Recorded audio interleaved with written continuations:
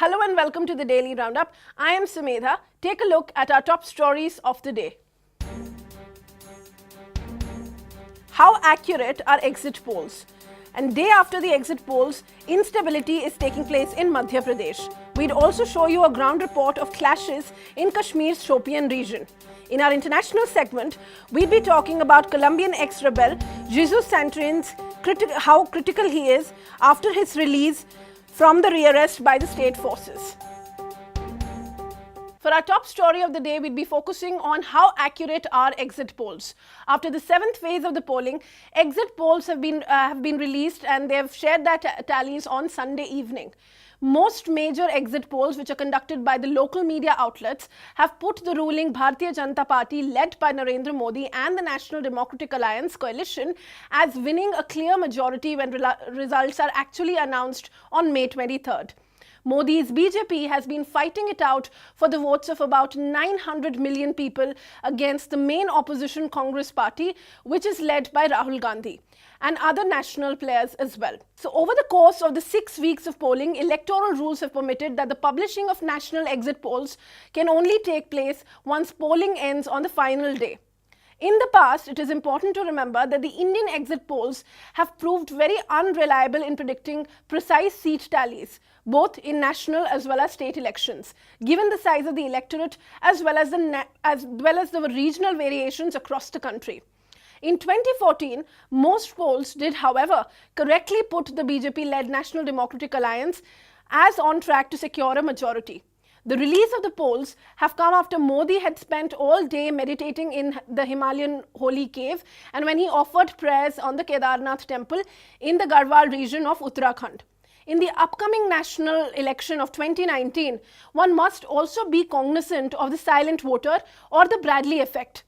The Bradley effect is a theory concerning observed discrepancies between stated voting preferences and actual voting behavior. For example, a voter stating their intention to vote for the BJP to a pollster but actually casting their ballot for the Congress or for any other party for that matter.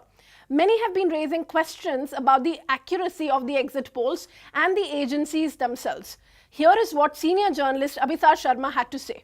तो तमाम exit polls ने प्रधानमंत्री नरेंद्र मोदी की आंधी ला दी।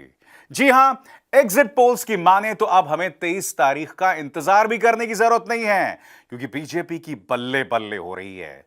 मगर उससे पहले कुछ चीजें जो तथ्यात्मक हैं, जो फैक्चुअल हैं और आपको जानना बेहद जरूरी है। नंबर 1, क्या आप जानते हैं कि इन एग्जिट पोल्स में लगी 2 ऐसी एजेंसीज हैं जो भारतीय जनता पार्टी के लिए ग्राउंड वर्क कर रही हैं, जमीनी काम कर रही हैं। सबसे पहला कॉन्फ्लिक्ट ऑफ इंटरेस्ट। क्या आप जानते हैं कि इनमें से एक एजेंसी जिसने भारतीय जनता पार्टी को 300 से ऊपर सीटें दे दी, यह एजेंसी जो है, यह एजेंसी में जो पैसा लगा है इस सर्वे में, वो सट्टा बाजार का लगा है।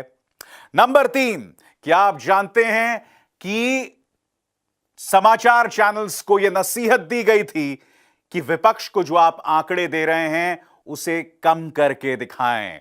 वो दबाव लगातार बनाया गया था। और यही नहीं, एक न्यूज चैनल जिसने भारतीय जनता पार्टी को 180 सीटें दी थी, उन पर दबाव इस कदर बढ़ा कि उन्होंने बाद में इस आंकड़े को 250 के पास ला दिया। ऐसे में आप खुद बताइए, जब इतने सारे विरोधाभास मौजूद हैं तो हम एग्जिट पोल्स पर विश्वास क्यों करें? Exit polls have often been subjected to criticism for their inaccuracy. The exit polls in 2004 and 2009 as well failed to accurately predict the results of the elections. In fact, the 2004 exit polls predicted a massive victory for the Atal Bihari-led NDA government. However, proving all exit polls wrong, the Congress staged a stunning comeback to form a coalition government. In 2009 too, most exit polls had predicted a hung parliament with the UPA as the single largest coalition. This time too, they were proven wrong as Congress on its own managed to win over 200 seats. For our second story of the day, we'll be focusing on the kind of instability that has come in after the exit polls. The BJP in Madhya Pradesh on Monday said that the Kamal Nath-led Congress government in the state should prove their majority in the assembly. The leader of opposition in assembly, Gopal Bhargava, said that this party they have asked the Governor Anandiben Patel to convene a special session of the Assembly to discuss important issues and test the Congress government's strength. He said, and I quote, that I'm writing a letter to the Governor for convening a special session of the MP Assembly shortly. We've been in a discussion about important issues such as the farm loan waiver and the test of the government's strength. In Madhya Pradesh, which has about 29 seats, the News 24 Today's Chanakya survey gave the BJP 27 seats and the Congress 2 seats with a margin of error of 2 seats. The India Today Axis My India survey gave 24 to 26 seats to the BJP and 1 to 3 seats to the Congress.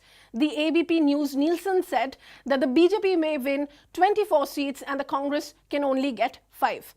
In 2014, if one were to understand the results, the BJP had won 27 seats, but the Congress wrested power from it after 15 years in December's assembly election this year, winning a slim majority in the 230-member assembly.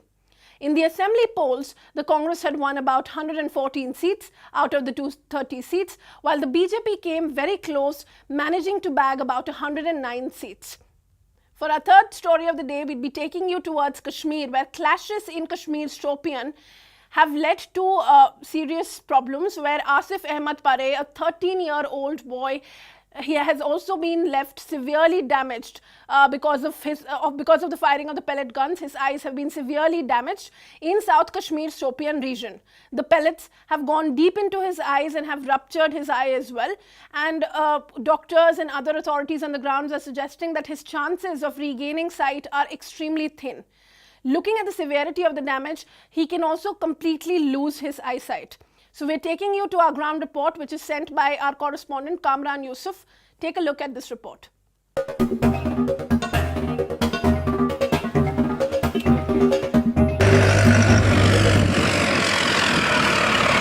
बोलिए आप शुरू करेगा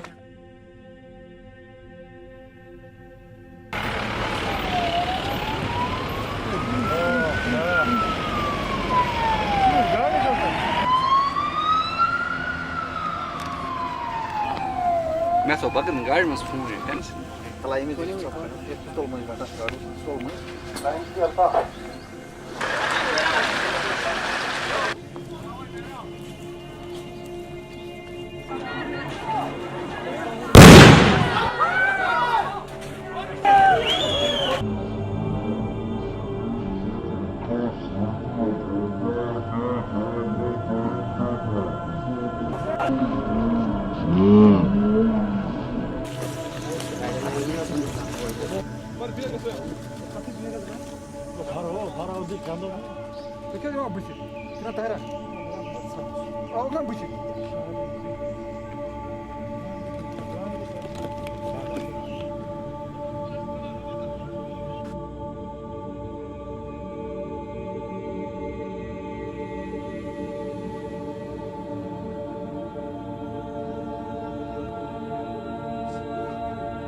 मैं बेखबरी मज पेल तम सात बह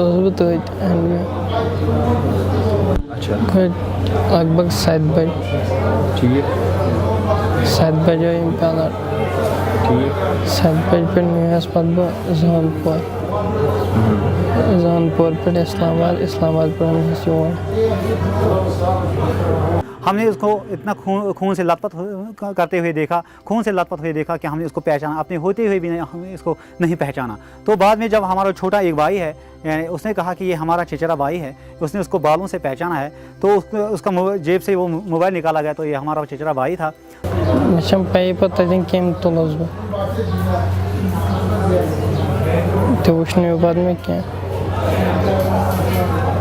लेकिन हम कहते हैं कि हम कितने बदकिस्मत है, इसका जो बाप है वो अभी 1 महीने से पहले यानी पुलिस थाने में बंद है, क्योंकि खामखा उसका कोई गुनाह नहीं है, उसका कोई कसूर ही नहीं है। तो उन्होंने उसको रात के 12 बजे या 2 बजे आगे बहुत ज़्यादा फौज आ गया था यहाँ, तो उन्होंने उसको उठा के ले गया और कहा कि आपने यानी सिटिंग पैटिंग की है। वो 60 साल का आदमी है, अब आप ही गौर करो कि आप ही तस्वुर करो कि 60 साल का आदमी कहाँ संगबाजी कर सकता है, पत्थरबाजी कर सकता है। ये हम पर जुल्म नहीं तो और क्या है। अब थाने के पास जाते हैं, वो कहते हैं कि आप फलानी जगह जाओ, एसपी साहब से मिलो। जब हम एसपी साहब से मिलने जाते हैं तो एसपी साहब अपना मुलाकात ही नहीं देते हैं। तो अब हम क्या करेंगे। देखो इसका कितना ये नुकसान हो गया है, कितना गम पड़ गया है। अब ये क्या करेगा। उसका एक ही सहारा था, एक ही बेटा था जो कमाता था, जाता था मजदूरी करने के लिए और कमाता था 500 200। और अपनी इस माँ को, ये माँ जो है इसकी ये भी अभी हार्ट पेशेंट है, और छोटा भाई है, और उसे एक बड़ी बहन है जो अभी शादी तक पहुँच गई है।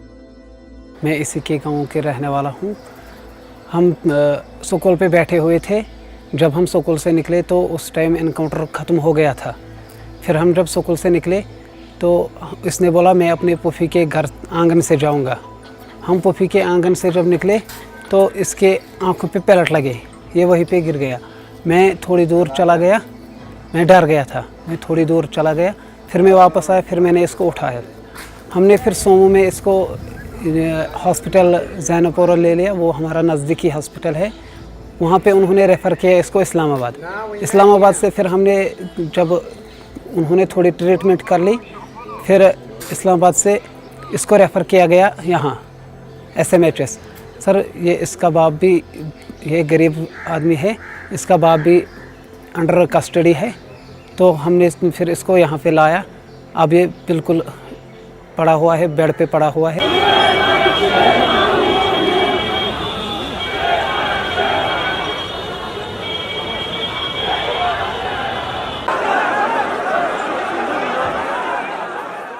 In our international section, Colombian ex-rebel Jesus Santrich is critical after his release and a dramatic rearrest by the state forces. The peace process in Colombia has reached a new low point.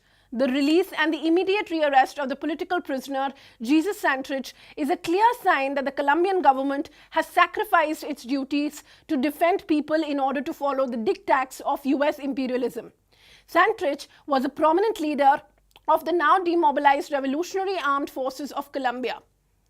He was also part of the peace negotiation team for the group and now is a member of the legal political party Common Alternative Revolutionary Force.